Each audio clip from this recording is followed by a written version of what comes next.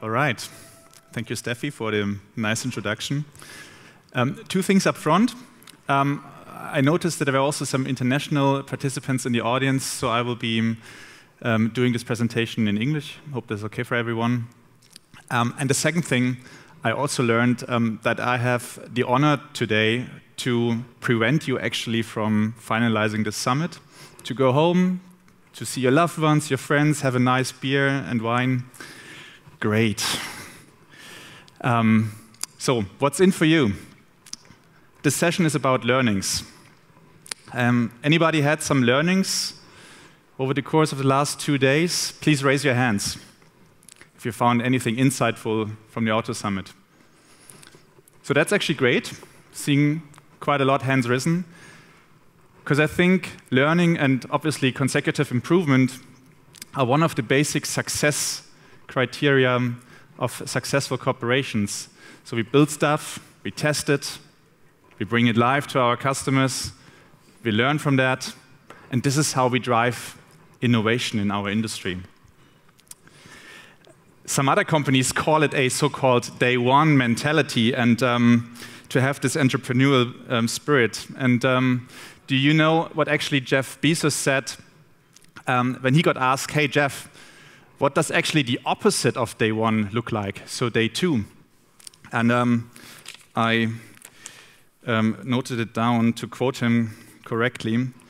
Day two is stasis, followed by irrelevance, followed by painful decline, followed by death. So in that sense, I hope this session is not about just life and death, but I truly hope to share some learnings about our endeavor to bring live e-commerce at the Volkswagen Group. My name is Christoph Moller. As Steffi said, I'm heading the digital commerce platform development at the CARIAD, which is part of the Volkswagen Group, and where we basically enable our Volkswagen Group brands to build and run their own proprietary e-commerce channels. And obviously, as you may think, establishing e-commerce at a large and complex organization like Volkswagen, which has operated a very successful sales model for decades, is not really comparable to putting a team of IT geniuses in a room and building up a greenfield online shop within a very short time that is then able to generate big business impact right from the start. So it really took us a while to address a few more peculiar challenges and get things solved. But by now, we have now more than 20 different online shops live across 6 brands in the Volkswagen Group, and therefore already simplifying the lives of millions of online car shoppers and customers, and creating also obviously some business impact. So why are we doing this? And what drives our thinking behind e-commerce? And obviously there, we need to look at our customers first. And if we see that more than 60% of our customers do actually expect to be able to purchase their next car online, and only a very limited number of customers are rating the current offline sales experience to be a good one, then obviously there's a growing need and demand for an online channel. We also see our retail partners, our franchise dealers, to adapting to these customer requirements. Just in mobile.de alone in the German market last year, more than 1 million cars got actually listed. So we see also from the seller side a growing demand for a synergetic, efficient sales e-commerce sales channel, and also ultimately getting support from the OEM side. And to cope with those changing customer needs and the necessity to build superior digital capabilities, we founded CARIAD back in 2020. It's been one of the latest units within the Volkswagen Group, in which we center developing and operating our digital capability development, obviously you heard this in the press, I guess, from vehicle, particularly focused on vehicle software development around autonomous driving, connected cars, but also down to mobility and commerce capabilities. Also, we acquired Diconium in 2020 as our IT powerhouse, who's providing also a lot of IT capabilities, particularly in the online sales area. And therefore, together at CARIAD, we're not only building digital capabilities, we're also changing a little bit the way how traditional OEMs work. So we implemented agile principles and routines. We sacrificed organizational hierarchies and set up our teams in agile solution and release trains, working in product increments of 3 months to continuously delivering value in small increments and tackling the uncertainties and the complexities on a step-by-step basis. And this is a great culture to be in, I have to say. And now more than 6,000 employees have joined CARIAD. And yeah, if you're interested in joining our mission, please reach out to me after the presentation. There's definitely more room to grow. Yeah, so that was my recruiting pitch. Back to e-commerce. What are we now doing to establish e-commerce at the Volkswagen Group? And to do so, I'd like to ask you if you could understand how this picture behind me is actually related to building up e-commerce. So I assume lots of you see what's actually been on the picture, which is our MEB vehicle platform, and it basically stands for the multiple successful vehicle platforms the Volkswagen Group has built and operated.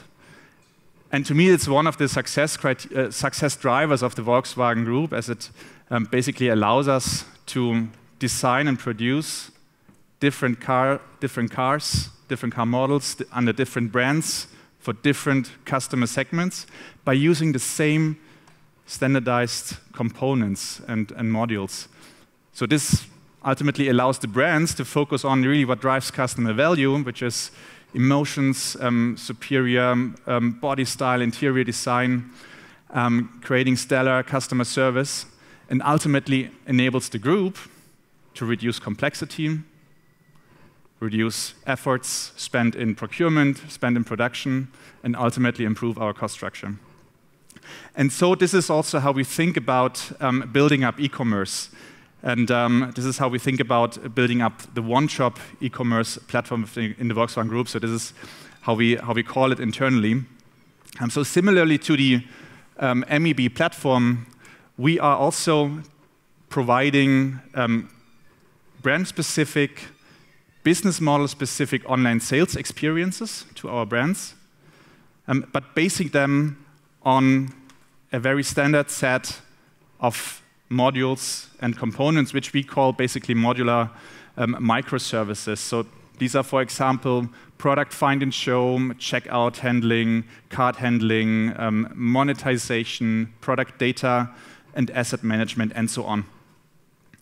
And so these individualized components get then basically put together for a customer for a customer context, and is then individualized by the specific brand design and UI, and is then integrated in the various different brand websites.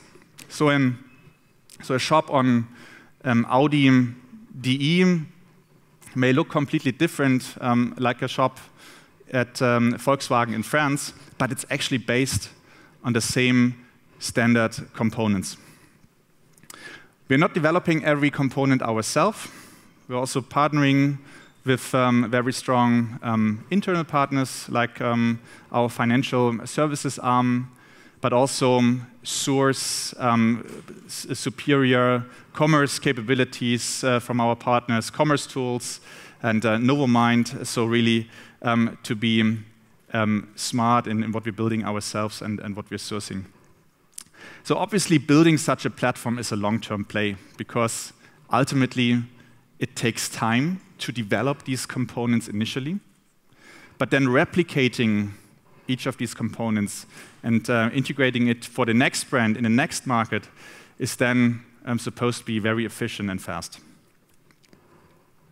So you can therefore think of one shop as building the digital capabilities for all brands and markets in the Volkswagen Group and enabling them to sell basically all the products our brands produce. So from cars, be it new, used, be it on stock, be it configurable, to parts and accessories, charging products, services, digital functions, and so on. We're also enabling different business models. So first and foremost, obviously, enabling our franchise dealers to enter into brand unique marketplaces, list and sell their products to the end customer. But also, obviously, you've heard about the agency model, where we are enabling direct-to-consumer businesses, enabling our importers and stock and national sales companies to sell directly to the end customer. So you can basically think of one shop as a box of digital capabilities, and this box is growing as we continue to build new customer and seller experiences, and ultimately benefiting every brand in every market. Right, so as of today, I mentioned it early on, we have about a little bit more than 20 shops live in 4 different markets across 6 different brands, and therefore enabling what we call 3 key business models, which is our stock car sales business, allowing franchise dealers to sell their stock on the platform. We have what we call the importer stock live, where we're enabling our local importers to sell stock cars directly to the end customer. And we're also enabling the configurable cars sales of the battery electric vehicles directly to the end customers. And so we're also proud of having enabled the first and ever end-to-end online leasing journey, allowing a customer to completely check out their car on the website, which is kind of a benchmark in the German market. All right, how did we get there? I think our way there was not quite straightforward, and I would like to call out today 2 major challenges that you probably may not directly associate with building up e-commerce, but they are actually quite peculiar for a large automaker, a large corporation like the Volkswagen Group. So number 1 is our stakeholder environment. Typically, you would assume you have one business owner in the brand who is directly interfacing with your product manager, your e-commerce product manager on the CARIADs side in order to really closely align on the e-commerce strategy, on the roadmap, creating transparency on the process. The reality, however, is that we have such brand owners sitting in every brand. And on top of that, let me just click, it's actually our markets who are running the online shop in the end. And so each and every market is also having a business owner with a certain sense on how he wants to establish the e-commerce business. Then we also decide between cars and after-sales business in our corporation. So you see there's quite a large number of business owners already, right? On top of that, we also have a very large number of internal system partners, like our digital marketing arm, for example, who is running or is used to run the websites in the different markets and also has a perspective on how they want to integrate e-commerce. Or our financing partners who are ultimately the contracting partner for the end customer when it comes to leasing and financing a vehicle. So as you can see, there's quite a large number of stakeholders that you need to align with and that you need to unite behind a joint vision for e-commerce, a joint strategy, and a roadmap. And obviously requires us to invest a lot of resources and time to drive that alignment, to create transparency on the status quo, and ultimately earning trust with our stakeholders. Challenge number 2 is our legacy IT, which has grown quite, I would say, heterogeneously over the last 30 years.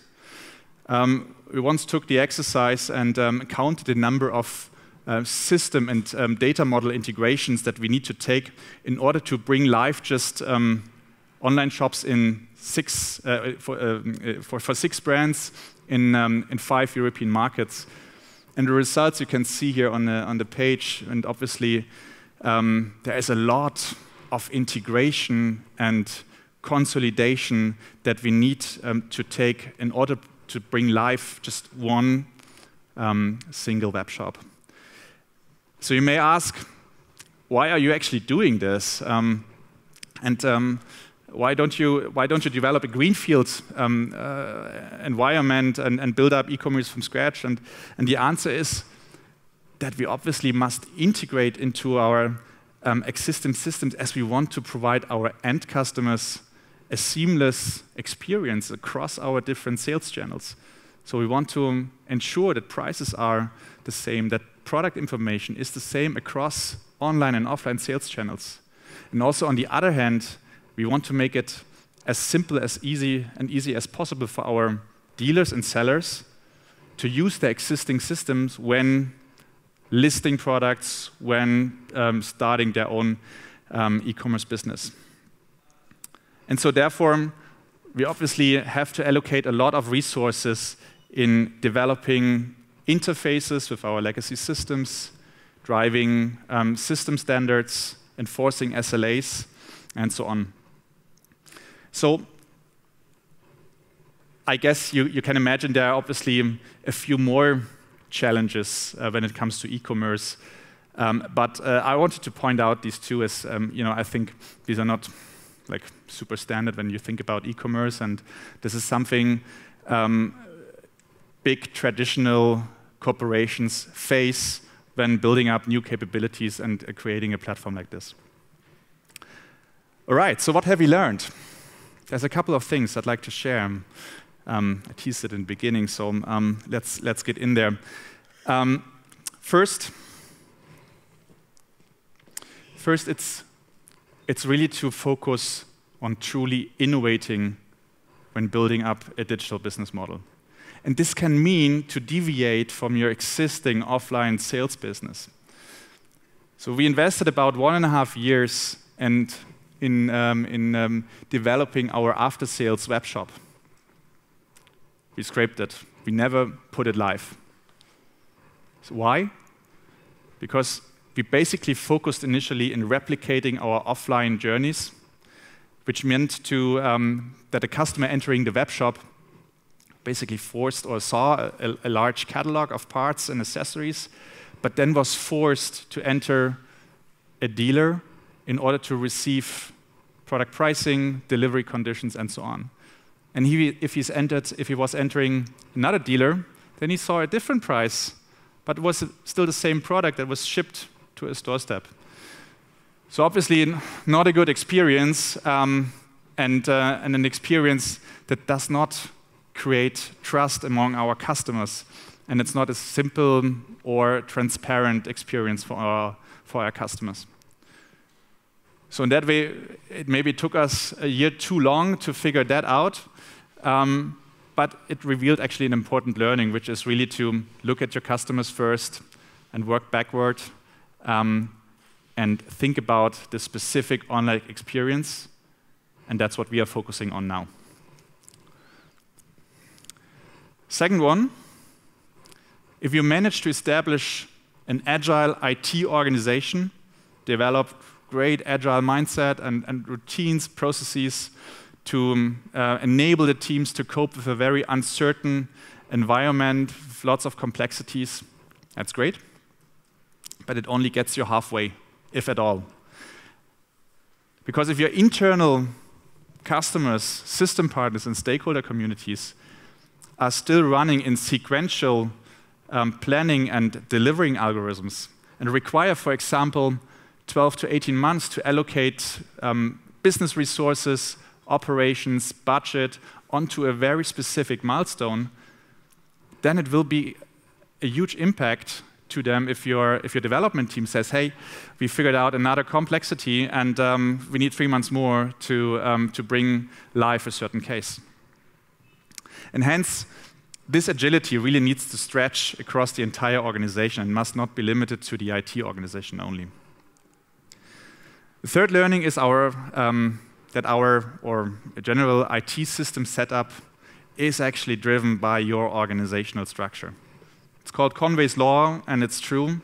And if you look at our customer journey, online customer journey, for example, in the Volkswagen context, you will actually find 4 different modules in that journey coming from 4 different business entities.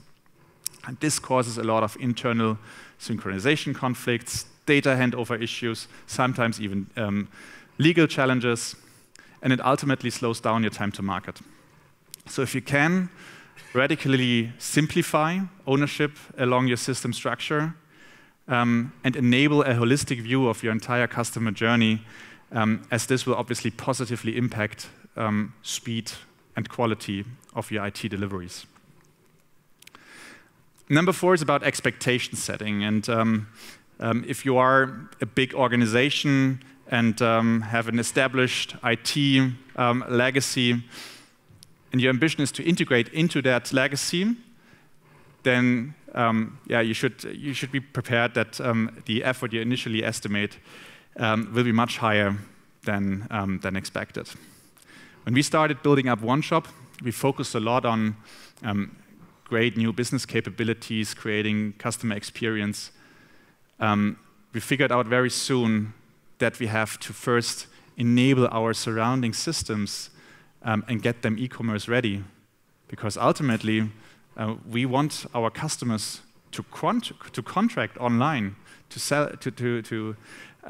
sign contracts online, and therefore achieving e-commerce readiness in product information systems, in legal compliance is actually something that is quite a hard job to do, and it takes time.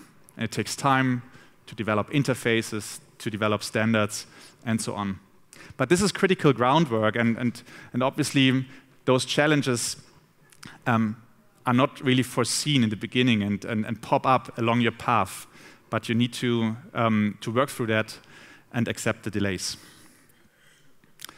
So, and last but not least, that's my last learning for today, building up a platform, an e-commerce platform, any other platform is a long-term play, right?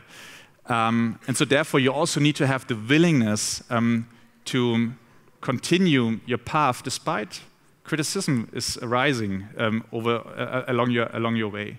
So think about, right? There's money that is invested into your project that could have been invested in a different project, and then critiques arise with regards to the progress you're making, failures. You wanna enable your teams to make failures, and therefore, obviously, your timeline will be scrutinized. People start asking for short-term implementations that maybe deliver certain short-term value, but obviously derail you from your long-term plan.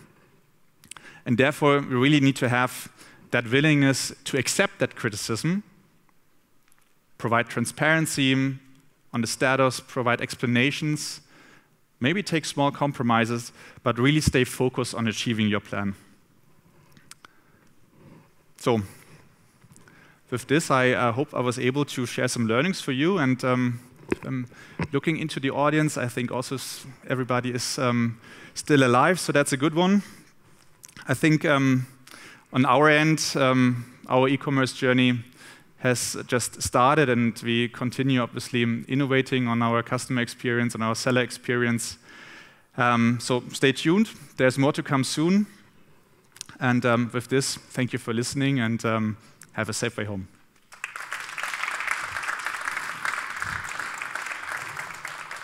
Okay. Thank you so much, Christoph, for these insights. And we have some questions left from the audience. And I think we just ask them 4 questions. So please stop questioning now.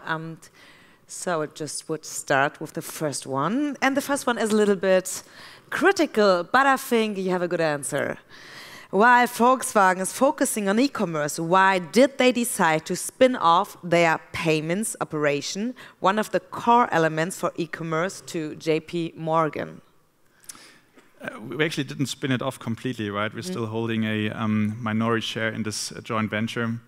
And this is also basically also the reason why we think it's still an important capability, an important business. But we also consider that there are others out there who are running this business much more efficiently and have much more insights in the banking and payment industry, and so therefore I think it's a very wise decision to actually share the resources and work to this jointly. Yeah. Question answered. Okay. Then the second one from Milad. Do you intend to integrate AR, VR, MR solutions to the e-commerce experience? Yeah, absolutely.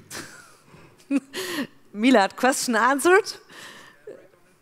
Huh? Yeah, well, we're looking into it and having obviously also part of our team to develop AI capabilities. It starts with simple product recommendations, but also obviously, since we are funneling our customers in an ecosystem across multiple touch points of the brands, we're learning a lot of our customers, and this is obviously driving the basis for superior AI functions that allow us to just make the next best offer for our customers, right? That is the purpose.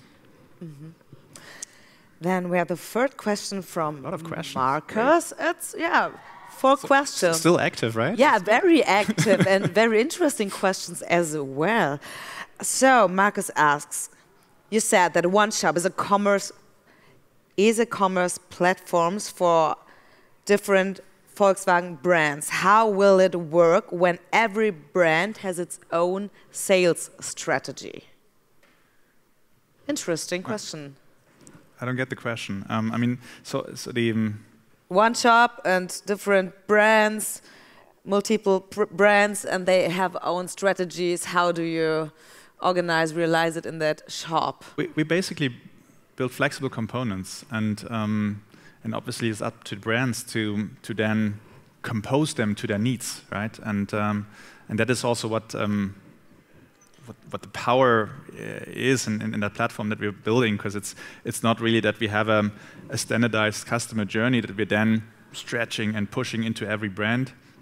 It is really having a set of sophisticated capabilities that can be then deployed in the very different strategic contexts.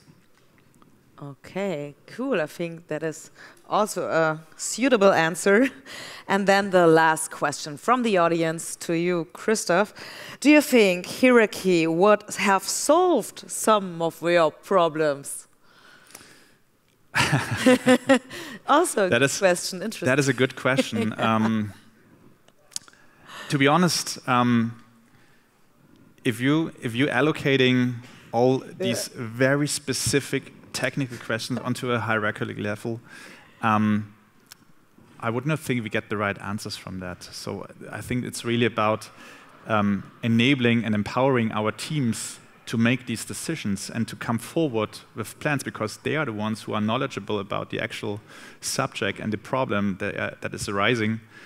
And it's our job to support basically the teams in their solution definition or identification phase, and also helping them to implement the solutions. Yeah.